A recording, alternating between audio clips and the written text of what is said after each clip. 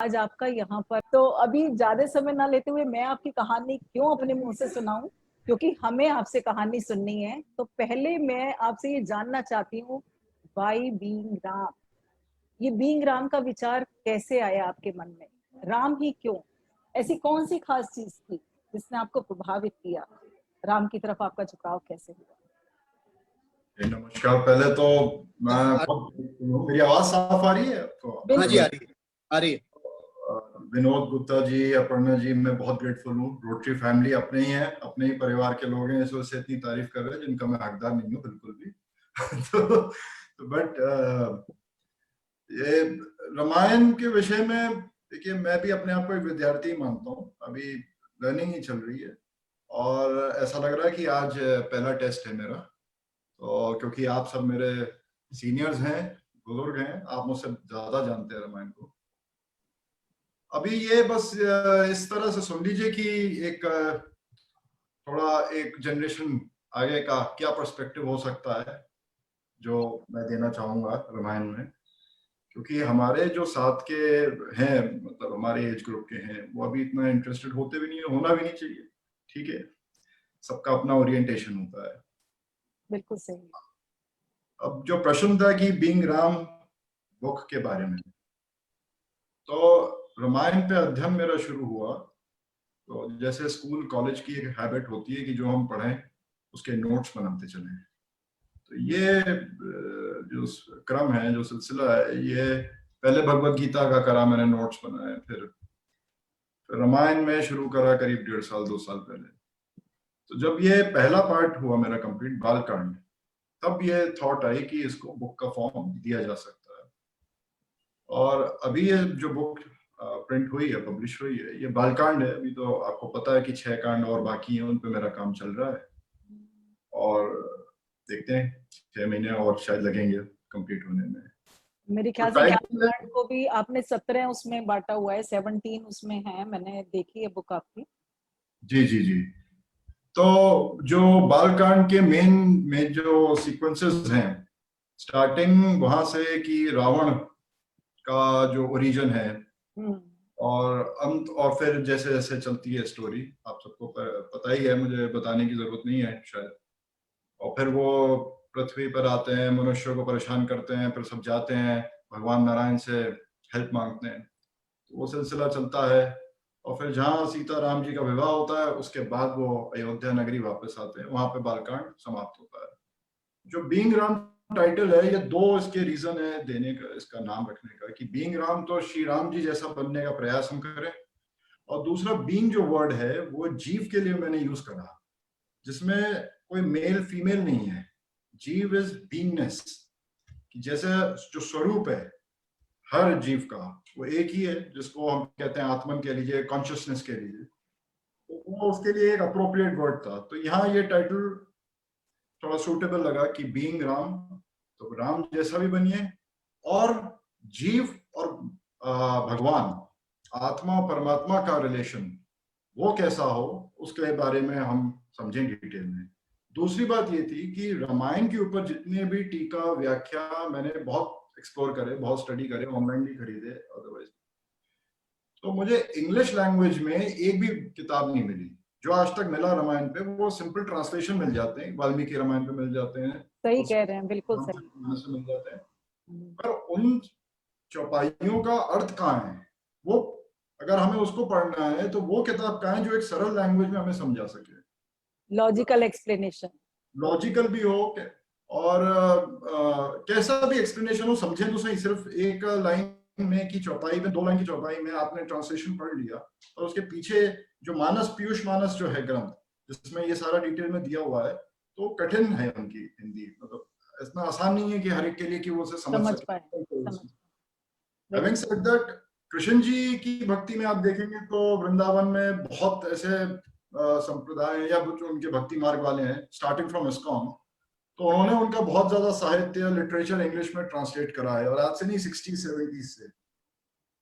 दूसरी बात और देखिए कि जो संत हैं, संत समाज है, या जो कथा हो रही है, तो श्रीमद् भागवत की तो बहुत ज्यादा हो रही है, और यूट्यूब पे भी आपको बहुत वीडियो मिल जाएंगे जी। राम कथा करने पहले मुरारी बाबू जी हैं या और एक राम राजा किंकर। रामीन जी हैं, हाँ।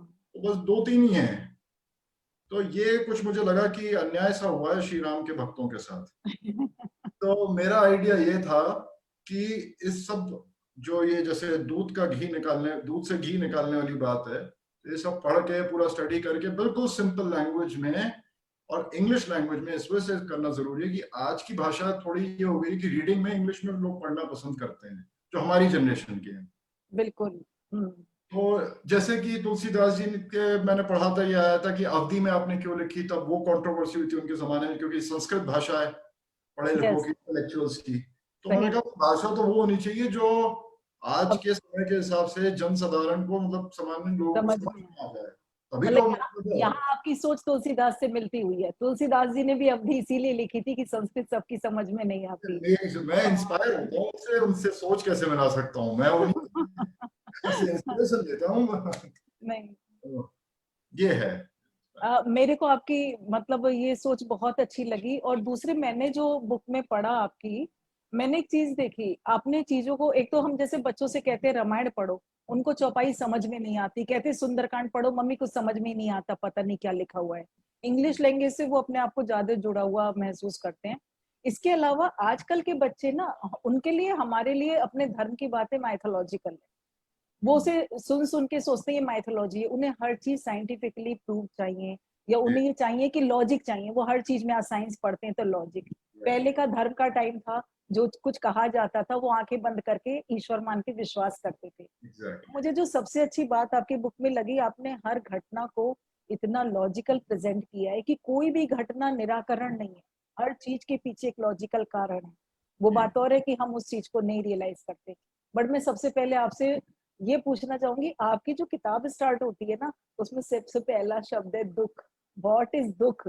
और दुख का कारण, और कारण है तो उसका निवारण क्या है? मैं आपके मुंह से सुनना चाहूंगी। बुक में तो लिखा ही है, क्योंकि आजकल हर आदमी कहीं ना कहीं दुख का अनुभव कर रहा है, खासतौर से इस कोरोना टाइम में। तो किस तरह स्पिरिचुअलिटी से इस चीज को जोड़ के आप सबको थोड़ा सा बताएं इस बारे में, हम कैसे दुख को समझ सकते हैं और उसको निवारण कर सकते ये हमारा जैसे रामायण शास्त्र है या सनातन धर्म के शास्त्र हैं, हैं। उनका ये मानना है कि सिचुएशन कभी सुख दुख नहीं क्रिएट करती। हमारा जो सिचुएशन से रिएक्ट के प्रति जो रिएक्शन है, वो हमारे सुख दुख का कारण है। हर सिचुएशन एक पॉसिबिलिटी है, एक अपॉर्चुनिटी है कि जीव जो साधक है, मनुष्य है, वो अपनी प्रोग्रेस कर सकता है।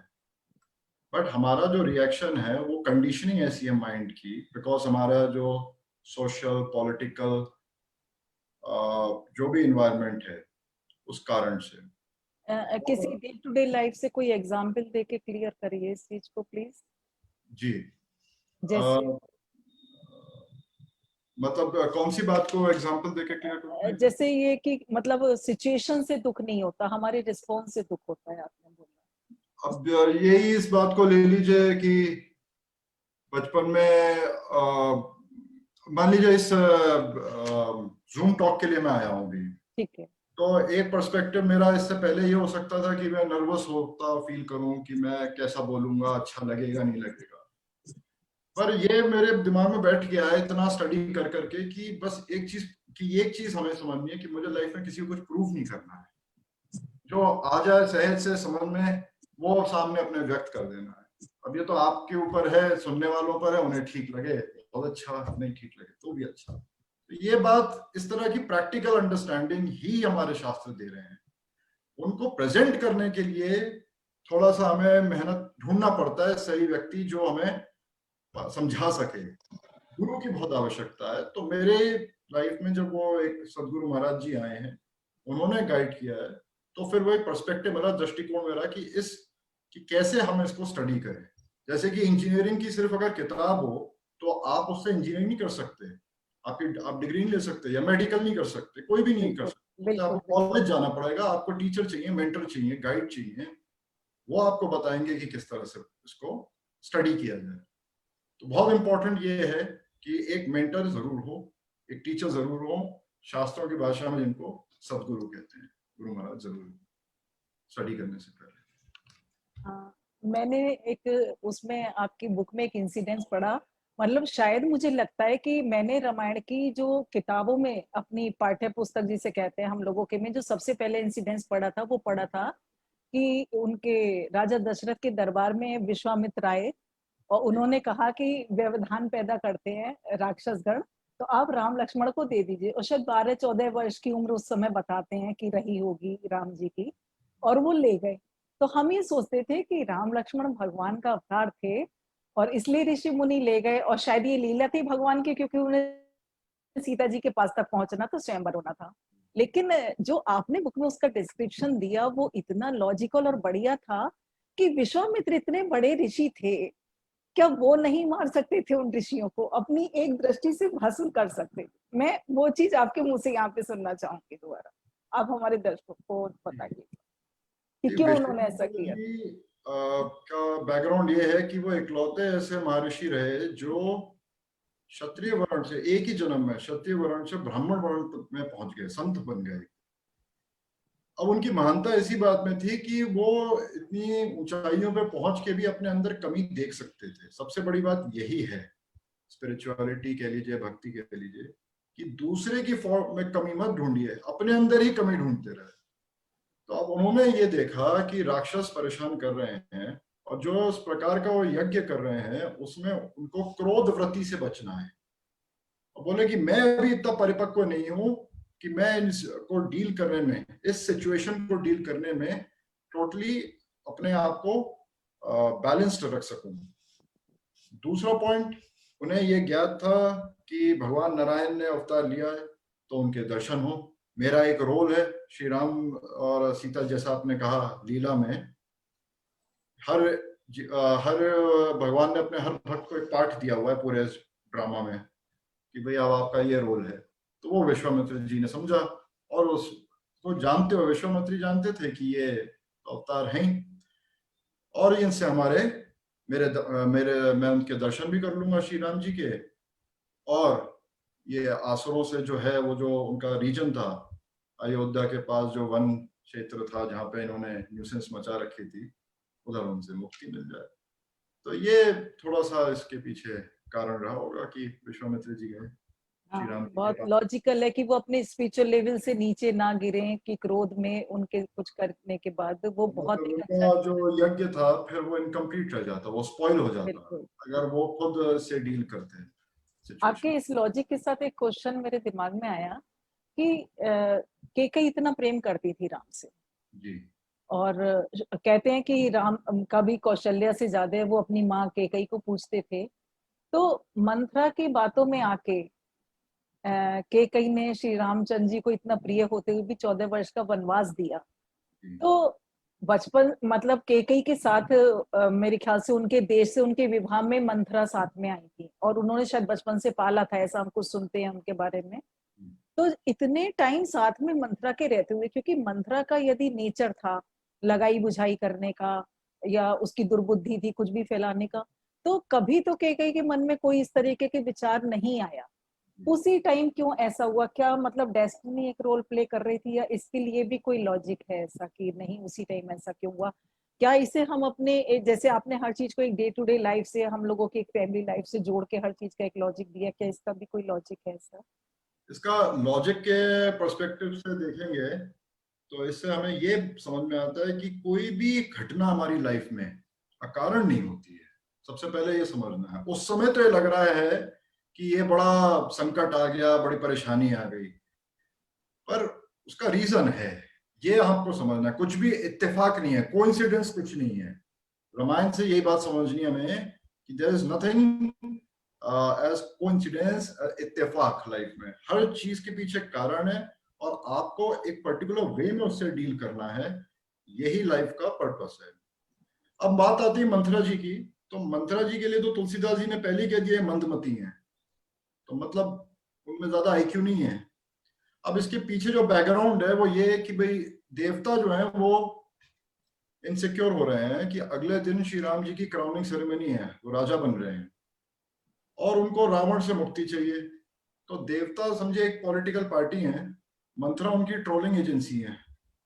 केकई जी जो है उनका माइंड डाइवर्ट कर दिया और टारगेट करा श्री राम जी को, hashtag okay. Forest exile Ram. मतलब ये तब भी होता था, ये तब भी आज भी होता होता। था, आज भी हो रहा है, तब भी होता था।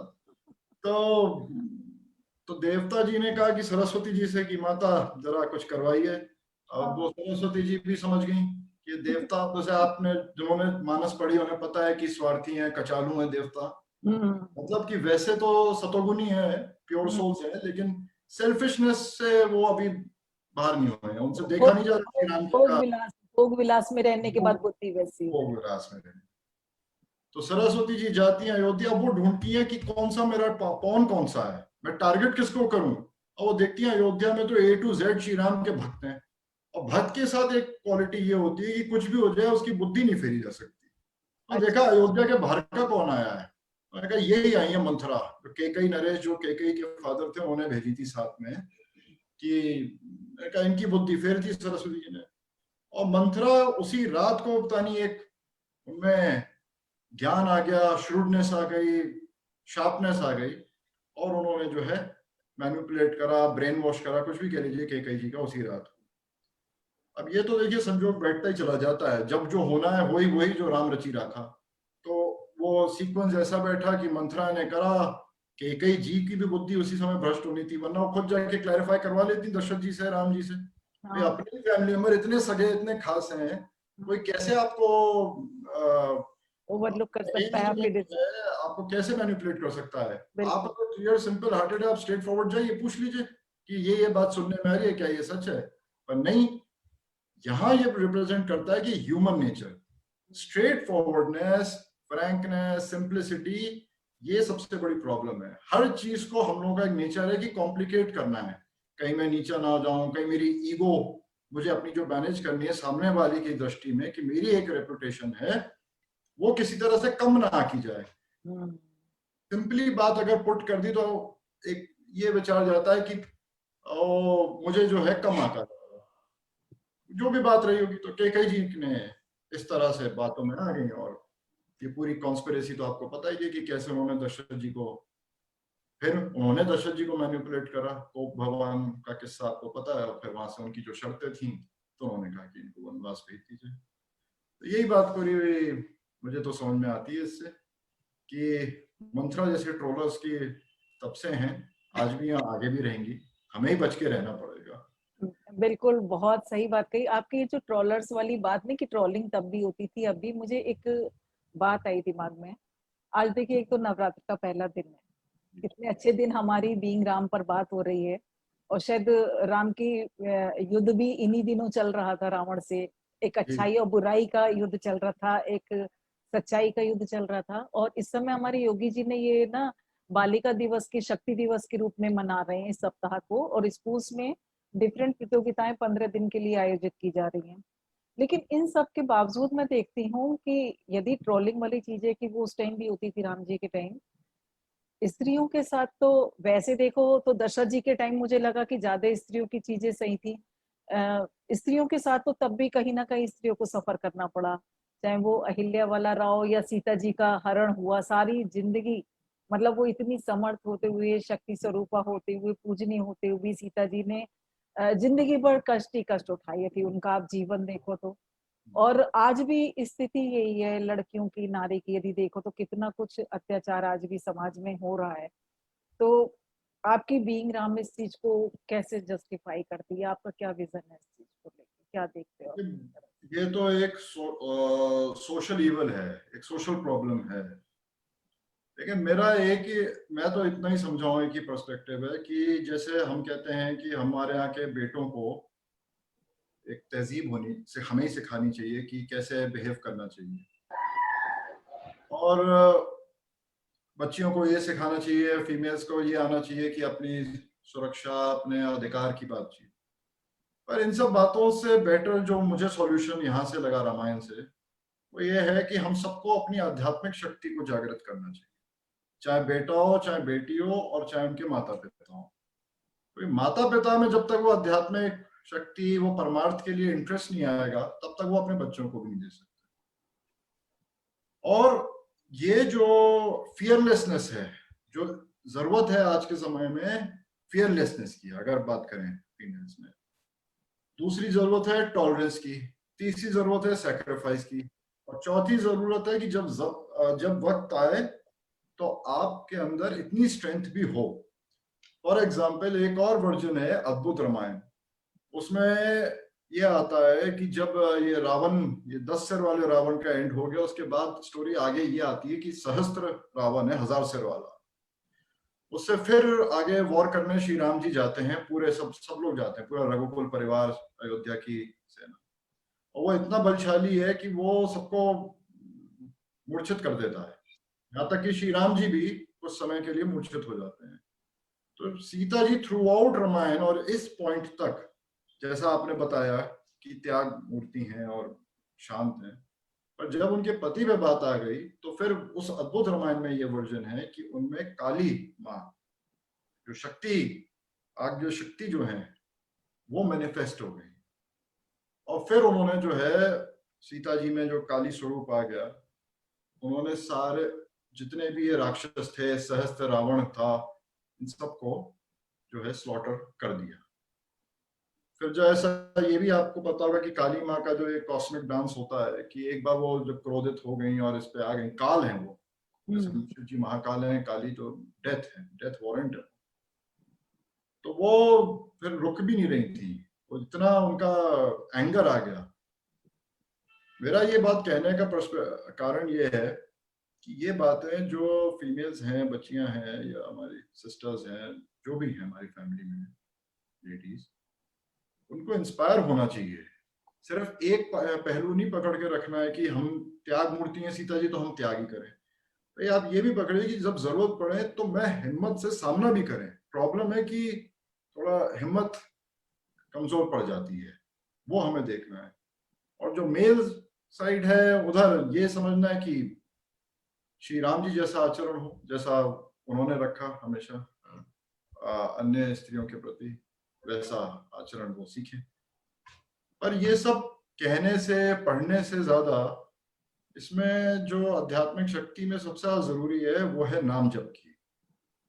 जब तक कि माइंड फोकस्ड नहीं होगा तो जो एक लाइन हम पढ़ रहे हैं वो हमारे अंदर बैठती नहीं है। और वो फोकस का सबसे सिंपल तरीका जो रामचरितमानस में दिया है, नाम रामायण पाठ करके, वो है नाम जप। राम नाम सिंपल है, सबको पता है, तो वो बहुत इंपॉर्टेंट है। बहुत ज्यादा बच्चे छोटे हैं, इतना सब एक्सप्लेनेशन नहीं दे सकते, पर इतना सिखाना शुरू करें कि नाम जब से शुरू करें, वो उनकी स्टडीज, एजुकेशन हर तरीके से पॉजिटिव रहना चाहिए। ये मेरा मानना है इस बारे में। अभी तो बात करते करते जब सीता जी की बात आई तो मुझे लगता है कि जब हम रामायण की बात करते हैं, राम को भगवान मानते हैं, तो शायद राम के नाम पर एक ही क्वेश्चन सबसे ज्यादा रेज होता है, वो है सीता के त्याग वाली जो कथा, जो कि अभी आई नहीं है क्योंकि अभी तो बालकांड ही चल रहा था। तो लगता है कि जस्टिफाई कर पाएंगे आगे चल के इसे कैसे नहीं, कुछ समझा है। बिल्कुल। क्या है कि मानस में तो तुलसीदास जी ने राम कथा वही अंत कर दी जहाँ श्री राम जी और सीता जी वापस अयोध्या लौट गए थे। हाँ, इतना दर्दनाक वाक्य है कि तुलसीदास जी जैसे महान भक्त हैं वो तो टॉलरेट नहीं कर सकते, जो सीता जी को अपनी माँ का दर्जा, माता मानते हैं। और ये वाल्मीकि जी भी मानते हैं कि अगर कंपैरिजन वैसे तो नहीं करना चाहिए, पर अगर सीताराम जी का कंपैरिजन हो तो दोनों ही, वाल्मीकि जी और तुलसीदास जी ने सीता जी को ऊपर माना है। भाई अगर सीता जी नहीं है तो रामायण है ही नहीं, इसमें इस तरह से देख। अब बात आती है तो ट्रोलिंग का ये एग्जाम्पल सबसे बढ़िया है, परफेक्ट एग्जाम्पल तो यही है जो सीता जी के साथ हुआ, कि जो अयोध्या वासी जब वो वापस आ गए, श्री राम जी सीता जी, राम राज्य की स्थापना हो गई, सब तरफ सुख शांति है, सब सुखी है, सब प्रसन्न है, फिर भी सोसाइटी में एक पार्ट, एक सेगमेंट ऐसा होता है, एक एलिमेंट ऐसा होता है जिन्हें हर बात पे प्रॉब्लम होती है, इनकी दोष दृष्टि होती है। अब कहीं आता है कि एक धोबी था भद्रा, उसने ये बात शुरू करी, तो धोबी क्यों पकड़ा? क्योंकि धोबी का काम ही है कि कपड़ों में जब दाग धब्बे हो उसकी नजर वहीं जाती है, कि इसी वजह से ये धोबी दृष्टि है कि दूसरे में फॉल्ट ढूंढे। जब सब कुछ सेट है, सब कुछ नॉर्मल है, एवरीबॉडी इज हैप्पी, तो फिर भी आपको क्या है कि भाई हमारे तो राष्ट्र की आदर इज्जत खराब हो रही है कि सीता जी जो रावण के, नो पॉइंट। अगर आप राम जी को मानते हैं, राम जी को भगवान मानते हैं, और उन्होंने जिनको मान रखा है, तो ये तो आपका कोई आपके अधिकार क्षेत्र में आता ही नहीं है कि आप सीता जी पे एलिगेशन करें। हैविंग सेड दैट, फिर भी ये शुरू हो गया र्यूमर अयोध्या में, जैसे होता है यहाँ पे भी होता है। वो तो राजा रानी है श्री राम और सीता, और उनका पर्पस एक है कि सुख शांति बनी रहे, राम राज्य बना रहे।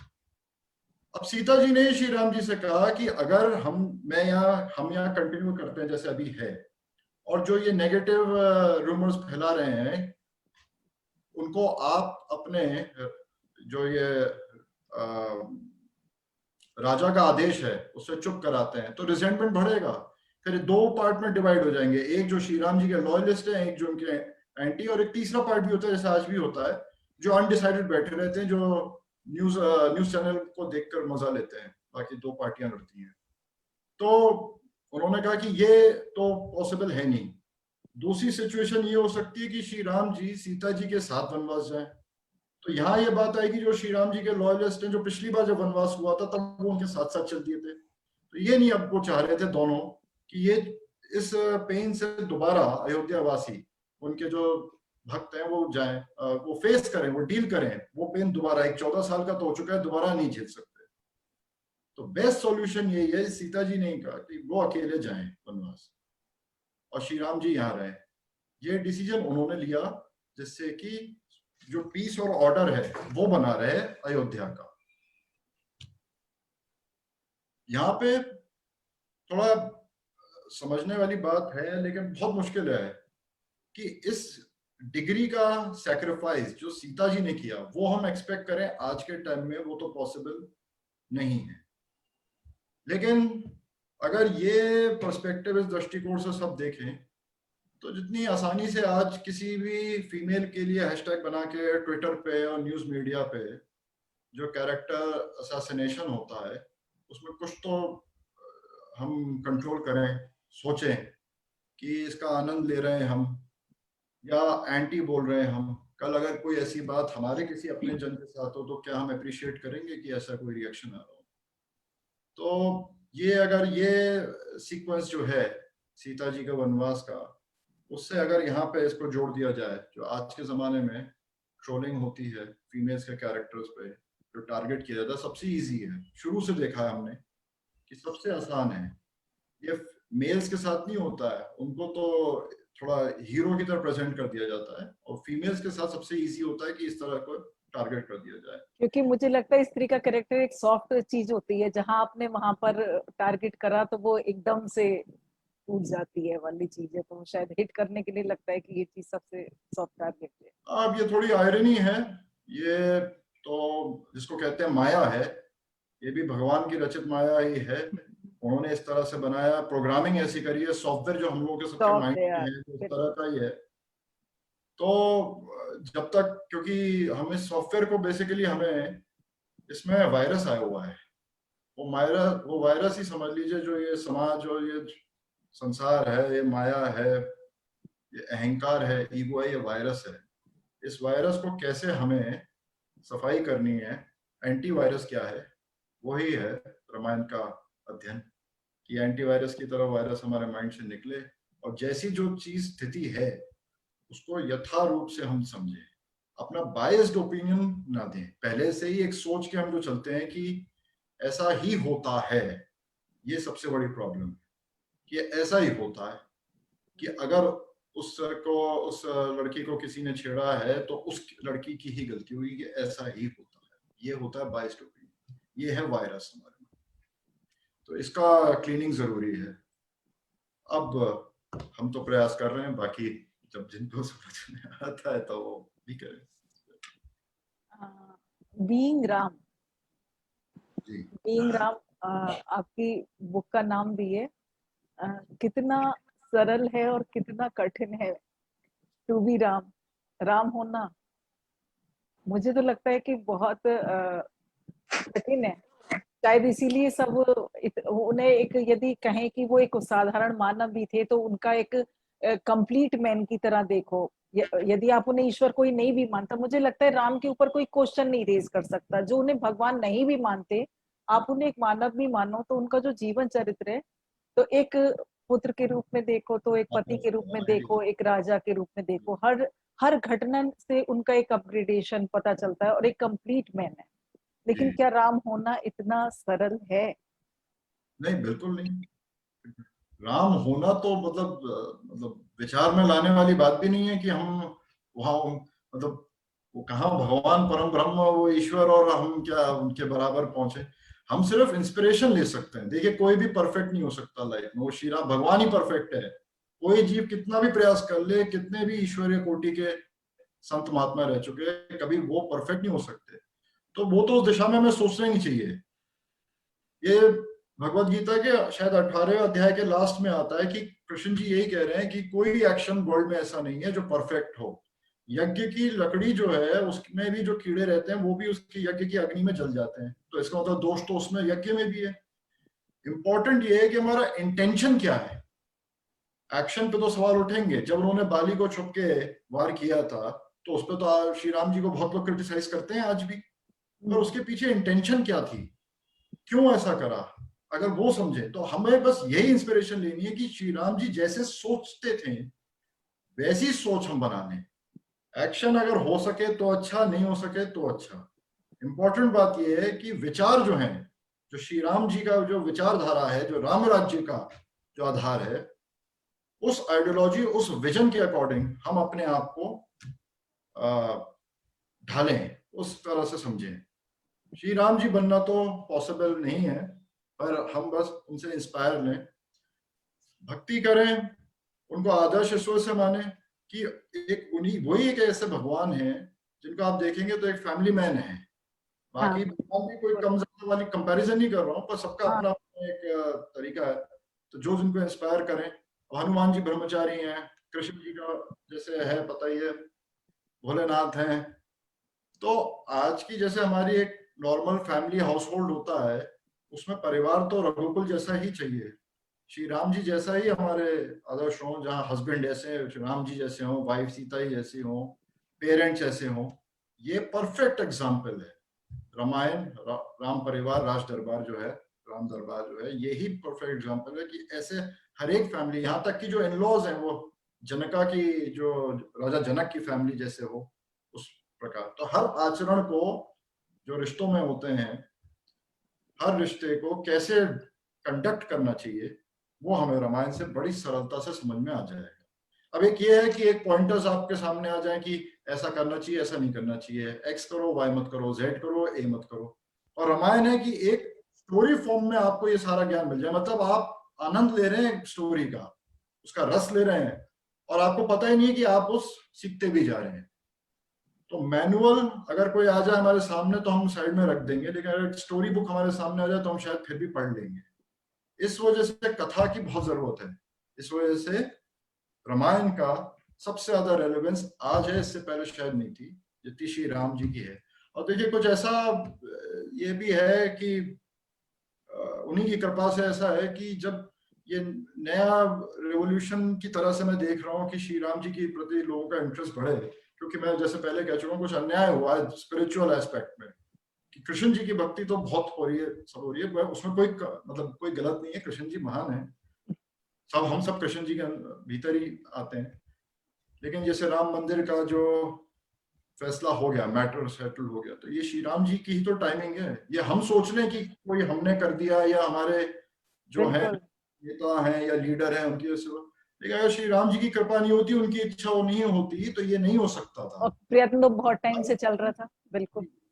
जी, हर चीज, हर जो चीज रामायण या श्री राम जी से, मैं तो उसी तरीके से सोचता हूँ, उस दिशा में हो रही है, वो श्री राम जी की इच्छा से हो रही है। अगर ये अंग्रेजी में एक किताब मेरी आ गई तो हो सकता है कोई और 10 मुझसे और ज्यादा जागरूक, ज्यादा इंटेलिजेंट बैठे हों, इस पे और गहन अध्ययन कर रहे हो और अच्छी में निकल के। हम तो यही चाहते हैं कि इस पे और इतना सरल हो सके, जितना मासेस पे पहुंच सके अब ये ज्ञान। और वो जय श्री राम का नारा किस तरह से यूज हो रहा है वो तो सबको पता है, लेकिन इसके पीछे जो जय सिया राम होना चाहिए, जो श्री राम जी का जो हाँ, स्पिरिचुअल एस्पेक्ट है वो है। कवर। ये राष्ट्रवाद या नेशनल स्लोगन बनाने से बेटर है कि इसको एक स्पिरिचुअल स्लोगन घर घर में बने। जी।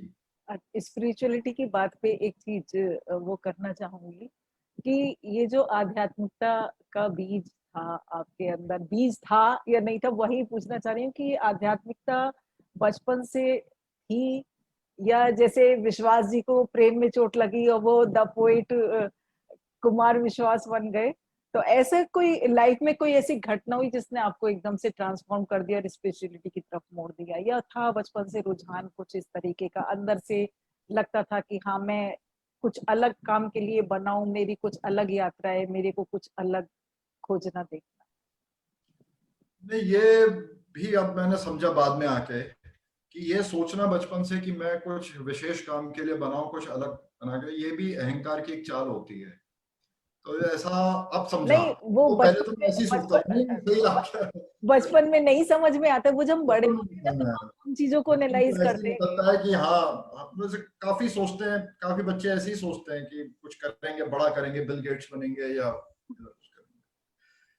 तो कोई घटना तो घटित नहीं हुई, पर यह है कि इवेंचुअली ये फीलिंग ऑफ एम्प्टीनेस आती है, जिसको कह सकते हैं कि जैसे विषाद, कि सब कुछ ठीक भी है, सब नॉर्मल चल रहा है, और फिर भी कहीं कुछ कमी है, एक सेटिस्फेक्शन नहीं आ रहा। जो बड़ा कॉमन एग्जांपल है, जैसे अर्जुन का विषाद हुआ, तो उस लेवल का जो विषाद होता है तब भगवत गीता प्राप्त होती है। अभी हमारा नहीं हुआ है वहां पे, पर वही दिशा होती है जब सेंस ऑफ एक्सट्रीम एम्प्टीनेस अंदर से बिल्टअप होती है, और ये बनी over the period of time. तो मैं कुछ इसको इस तरह से नहीं प्रेजेंट करना चाहता कि कोई मिरेकल हो गया, कोई चमत्कार हो गया, एकदम ज्ञान चक्षु जाग गए या कोई बिजली चमक गई, नहीं। ये एक पीरियड रहा, कठिन पीरियड रहा, क्योंकि इस बात को आप एक्सप्लेन नहीं कर सकते, क्योंकि हमें खुद नहीं पता कि प्रॉब्लम क्या है, और जिनसे हम कहेंगे वो स्पिरिचुअल एस्पेक्ट पे इस प्रॉब्लम को सॉल्यूशन नहीं देंगे, वो और तरीके से उसको मेडिकल वे में जैसा होता है उसको उस तरह का सॉल्यूशन देंगे। लेकिन जब सब चीजें ट्राई हम करते करते चले जाते हैं और हम ये देखते हैं कि मतलब मोमेंटरी सेटिस्फेक्शन तो मिल गया कि अगर मैं जैसे कर दूं, लेकिन ये प्रॉब्लम परमानेंटली सॉल्व नहीं हो पा रही है, तो कहाँ कमी कहाँ है, इसका सॉल्यूशन कहाँ है, वो ढूंढना पड़ता है। वो ढूंढते हैं, और फिर श्री राम जी की जिन पे कृपा होती है, तो वो किसी को भेज देते हैं लाइफ में, डायरेक्ट इनडायरेक्ट वे से। कुछ घर के ही सदस्य इंस्पायर कर देते हैं, दिशा देते हैं, जैसे हमारी मदर हैं, उन्होंने ही समझा सिर्फ इस एस्पेक्ट को कि क्या वो ही रिलेट कर पाए कि ये क्या प्रॉब्लम है। और उसके बाद फिर जैसा मैं पहले कह चुका हूं कि ये संतों का संग मिल गया। अभी ये हमारे यहाँ, अच्छा, जब संतों का संग मिलता है तब हमारे माइंड में ऑलरेडी बाइस्ड है कि सर, जैसा हम न्यूज में देखते हैं कि संत समाज, बाबा क्या आजकल हाल बिल्कुल, कर रहा है, बिल्कुल, आप बिल्कुल इनसे तो सही। दूर भागो, ये तो हाँ, हाँ। दूसरे सोच में बैठे हैं। आपके विचार जानना चाहता हूँ, जैसे आपने एक मंत्रा का एक अभी पूरा बताया कि किस तरह से आज के जमाने में वो एक हाईकमान ने किस तरह से यूज किया मंत्रा को। मैंने अगर एक इंस्टेंस केवल मैं आपसे उस पर विचार लेना चाहूंगा आपसे कि जब भगवान राम को वनवास हुआ, भरत वहां नहीं थे, वो अयोध्या छोड़कर चले गए, और फिर बाद में भरत उनसे मिले और उनसे रिक्वेस्ट करी कि वो वापस चलें, वो नहीं गए, और भरत वहां से उनकी चरण पादुकाएं लेके आ गए, और 14 वर्ष तक सिंहासन पे भरत तो बैठे नहीं, उन्होंने चरण पादुकाएं रखी उनकी, और वो राज चलता रहा, बहुत अच्छा राज चला। और जब 14 वर्ष के बाद भगवान राम स्वयं आए, और वो चरण पादुकाएं जब उनकी की जगह पर, जब उनका राज्याभिषेक हो गया और वो खुद बैठे, तो 14 वर्ष तक जो प्रजा बड़े आराम से केवल उनकी चरण पादुकाओं की मौजूदगी में आराम से राज चल रहा था, भगवान राम जब साक्षात आ गए तो रिजेंटमेंट शुरू हो गया, जैसा आपने जो एक इंस्टेंस बताया कि धोबी खड़े हो गए। क्या आज के रेफरेंस में आप इसको नहीं देखते हैं कि उनकी ताकत का अंदाजा चूंकि लोगों को नहीं था, केवल उनकी चरण पादुकाओं के मौजूदगी में उनके डर से वो राज चलता रहा, और जब वो खुद आ गए तो लोगों ने आवाज उठानी शुरू कर दी। अगर आज की भाषा में कहें तो उनके चरण पादुकाओं को, जैसे आज कहते हैं, जूते में दम था। जिसकी डर की वजह से उनका राज चलता रहा, और जब वो खुद आ गए तो चूंकि वो ताकत हट गई तो वो तो उनके उनकी योग्यता और उनके प्रेम की वजह से राज्य चल रहा था। डर, देखिए हमारे यहाँ हिंदू जो धर्म है उसमें भगवान से डरना नहीं सिखाया, प्रेम करना सिखाया। नहीं, मैं इसीलिए उसको उनकी चरण पादुकाओं से रिलेट करके जानना चाह रहा हूँ। हाँ, वो डर नहीं था, वो आदर और सम्मान था जो राज्य चला रहा था। डर नहीं था। डर तो भगवान से हमने ना, हमारे धर्म में डर नाम की तो भगवान के प्रति कोई चीज है ही नहीं। ये जो अयोध्या वासी थे ये इसी उम्मीद पे तो जीवित थे कि एक दिन श्री राम जी हमारे लौट कर आएंगे। और अगर जिन्होंने दोष देखा भी तो वो सबने तो नहीं देखा ना, एक सेगमेंट ऑफ द सोसाइटी नहीं देखा, एक दो मतलब 0.1%। लेकिन प्रॉब्लम ये है कि आजकल जो सोसाइटी है जो आज के रेफरेंस में है वो 0.1% भी इतना लीथल होता है, इतना डेंजरस होता है, क्योंकि वही बैठ जाता है क्रिटिसाइज करने। उनमें ये हिम्मत नहीं होती कि सामने आके माइक पे बुराई करके दिखाएं। वो यही होते हैं जो आज के ट्रोलर होते हैं कि एक फर्जी नाम से अपनी आईडी बना ली और आप गाली बके जा रहे हैं। अगर आप केस जेन्युइन है आप सामने आइए ना। तब अयोध्या वासी में भी सामने कौन आया बोलने, सब दबे बात करते रहे। गुप्तचर ने बताया तो श्री राम जी और सीता जी को। ऐसे आज हो रहा है।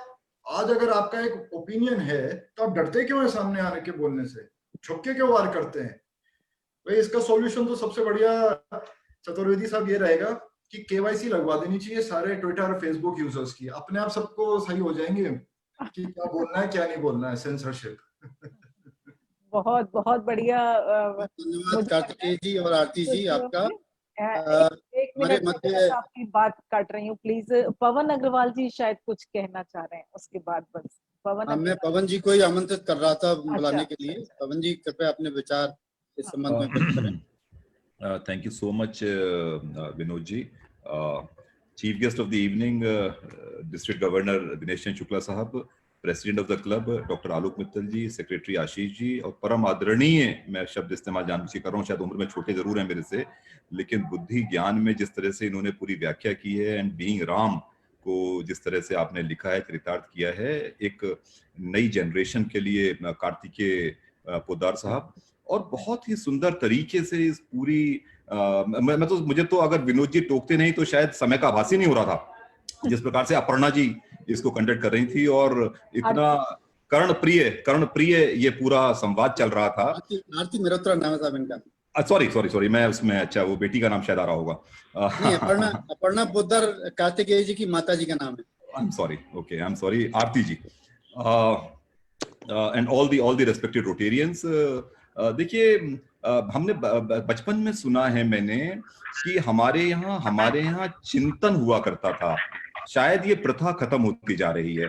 अब मैं पिछले 10, 15, 20 सालों में तो देख रहा हूं कि कहीं गोष्ठियों के आयोजन, कहीं चिंतन मनन कहाँ होते हैं, कहीं कोई विषय लेके हम लोग, चाहे वो सामाजिक हो या जैसा कि आज हम कर रहे हैं सांस्कृतिक हो, या जैसे कहते माइथोलॉजी हैं, शायद रामायण और महाभारत को माइथोलॉजी कहना ही हमारे लिए आज इतना दुष्कर हो गया है इस जनरेशन के लिए कि हम माइथोलॉजी कह के तो हमने इस जनरेशन को बता दिया कि सारा मिथ है ये। और आज हम ये चर्चा कर रहे हैं कि हमारी जनरेशन भगवान राम को नहीं मानती या उनके आदर्शों को नहीं मानती या साइंटिफिक प्रूफ चाहती है। तो ये पहले तो हमें ये देखना है कि is it really a myth, is it really mythology, या जो है वो हमारी सांस्कृतिक विरासत है। और एक महान पुरुष हमारे यहां हुए जो अपने कार्यों से एग्जाम्पल क्रिएट करके आज भगवान का रूप लेके, भगवान और होते क्या हैं, भगवान वही तो हैं जिनको हम आदर्श मान रहे हैं अपना, कि जिनमें हम एक भी त्रुटि नहीं पा रहे हैं। और अगर उन्होंने कुछ कार्य ऐसे किए जिन पर हम प्रश्न चिन्ह लगा रहे हैं तो उन प्रश्न चिन्हों को हम हटाने का प्रयास कर रहे हैं, ये कह के, ये बता के कि देखिए ये उस समय के हालात ऐसे थे, उस समय की चीजें ऐसी थी कि वो इससे बेटर निर्णय नहीं ले सकते थे।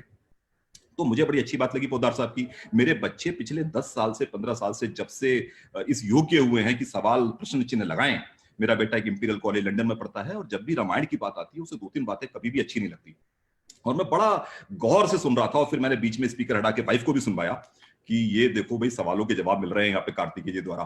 तो मेरी वाइफ ने भी हमेशा कई बार ये प्रश्न चिन्ह लगाया कि why Sita was the sufferer.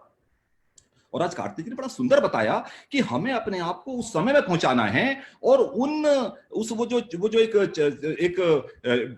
एक शाख बिछी हुई है और उस पे तमाम सब मोहरे चाल चल रहे हैं, सब चीजें हो रही हैं, उस समय में क्या डिसीजन लेना है वो डिसीजन हुआ और वो हमें सबको समझना चाहिए उस परिप्रेक्ष्य में। तो मैं तो यही कहना चाहूंगा कि इस तरह का चिंतन मिनन बहुत आवश्यक है और जो सांस्कृतिक विरासत हम लोग काफी कुछ भूले हुए हैं और जो हमारा एजुकेशन सिस्टम है जहां पर हम इन चीज पे कहीं कोई चर्चा नहीं करते, बातचीत नहीं करते, तो इस सब चीज के लिए फिर हम साइंटिफिक प्रूफ मानते हैं। और कितना हम लोगों ने देखा है यूट्यूब चैनल्स पे कि हमारे इन वेदों में, हमारे इन तमाम उपनिषद और जितना भी हमारा ये एक सांस्कृतिक लिटरेचर है इतना पुराना, इसमें धार्मिक लिटरेचर, इसमें कितनी साइंटिफिक चीजें लिखी हुई हैं जिसको आज हम स्वीकार बड़ी मुश्किल से अब कर रहे हैं, जब हमारे पास वो साइंटिफिक प्रूफ्स आ रहे हैं। यहां तक बता रहे हैं कि यहां से सूर्य की दूरी हमारे उस हनुमान चालीसा में लिखी हुई है और वो जब सब सारा साइंटिफिक सामने आ रहा है तो हम उसको मान रहे हैं। तो मेरा ये मानना है कि ये एक बहुत अच्छी शुरुआत है और कार्तिकी जी तो उस जनरेशन के हैं जिसको हम तो बड़े चाव से पढ़ते हैं, और चाहे वो असीम त्रिपाठी जी हों, अमीश त्रिपाठी जी हों, या जो भी मैं देख रहा हूँ उस तरह का मैं पा रहा हूँ पोद्दार साहब को। और मैं आपको बहुत बहुत शुभकामनाएं देना चाहता हूँ कार्तिकी जी आपके भविष्य के लिए। And we are really proud that we have got such a Rotarian among us. We are really proud of you. और आप इसी तरह लिखते रहिए। सर हाँ जी कार्तिकी जी, जैसे कि आपने बताया कि आपके बेटे लंदन में हैं, हाँ जी, ये इंफॉर्मेशन वो कैसे एक्सेस करें, तो बस मैं ये बताना चाहता हूँ कि ये बुक पे अमेज़न पे लिंक पे किंडल एडिशन है। अच्छा, बहुत बढ़िया। तो वो कहीं पे भी वो उसको एक बार एक्सेस करें, रीड करें। इस बात का तो वेट करने की जरूरत नहीं है कि कब राइट आएगी और तब हम आगे पास ऑन करेंगे। हाँ, मैं बस एक सवाल मेरी बेटी ने पूछा था मेरे से, अगर पता नहीं विनोद जी इजाजत देंगे मुझे पूछने की, क्योंकि समय की एक सीमा है और हमारे गवर्नर साहब जो इस विषय में बहुत अच्छे ज्ञान रखते हैं, क्योंकि उनको बहुत बोलना, उनको भी सुनने के लिए हम लोग तड़प रहे हैं। बस एक सवाल मैं बहुत शॉर्ट में पूछना चाहूंगा, क्या मजबूरी थी जो अग्नि परीक्षा ली गई सीता जी की, वो कैसे एक्सप्लेन कर सकते हैं कि ये भी क्या लोगों को दिखाने के लिए? अगर मानस का इंटरप्रिटेशन देखेंगे तो अग्नि परीक्षा एक्चुअली जो रियल सीता जी हैं उनकी वापसी है। रावण ने तो कभी टच ही नहीं किया रियल सीता को। वो जो थी वो तभी छाया सीता कहते हैं, वो छाया थी, रिफ्लेक्शन था। आरण्य कांड में लक्ष्मण जी को भेज देते हैं और तब श्री राम और सीता जी आपस में तय करते हैं और सीता जी अग्नि में प्रवेश करती हैं। तभी उनकी पंचवटी की कुटिया में अग्नि देवता स्वयं आते हैं, बोलते हैं मैं अपनी पुत्री की तरह इनका ख्याल रखूंगा, और सीता जी अपनी एक छवि छोड़ देती हैं। ये इस वजह से तुलसीदास जी ने स्पेसिफिकली किया कि कोई भक्त ये टॉलरेट नहीं कर सकता कि रावण जो है वो सीता जी को टच कर सके। तो जरा भक्त का जो सेंसिटिव हो जाते हैं इस मैटर पे, तो तुलसीदास जी ने इसको इस तरह से प्रेजेंट कर दिया। वाल्मीकि रामायण मैंने ज्यादा उसे डिटेल में गया नहीं हूँ। वाल्मीकि रामायण में उनका इंटरप्रिटेशन यही है कि थोड़ा मुझे पसंद नहीं है कि जिस तरह से उसको प्रेजेंट किया कि सोसाइटी को ये प्रूफ कराने के लिए कि सीता जी प्योर हैं, ये परीक्षा देनी पड़ेगी, उससे मैं इत्तेफाक नहीं रखता पर्सनली। हाँ जी नहीं, बिल्कुल सही, क्योंकि हाँ बिल्कुल आप बिल्कुल सही कह रहे हैं। और यहीं पे बड़ी समस्या आ जाती है हम लोगों के लिए बच्चों को समझाने में।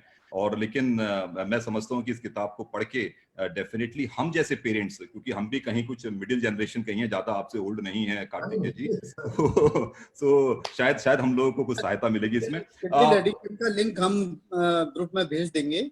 हाँ जी बिल्कुल उसका एक्सेस सबको मिल जाएगा। Thank you. सो पुनः रोटरी क्लब ऑफ आगरा को बहुत बहुत साधुवाद, धन्यवाद इतनी सुंदर गोष्ठी के आयोजन के लिए, और उम्मीद करते हैं कि ये एक कड़ी के रूप में चलेगा और हम आगे और भी इस प्रकार के संवाद देखेंगे। धन्यवाद।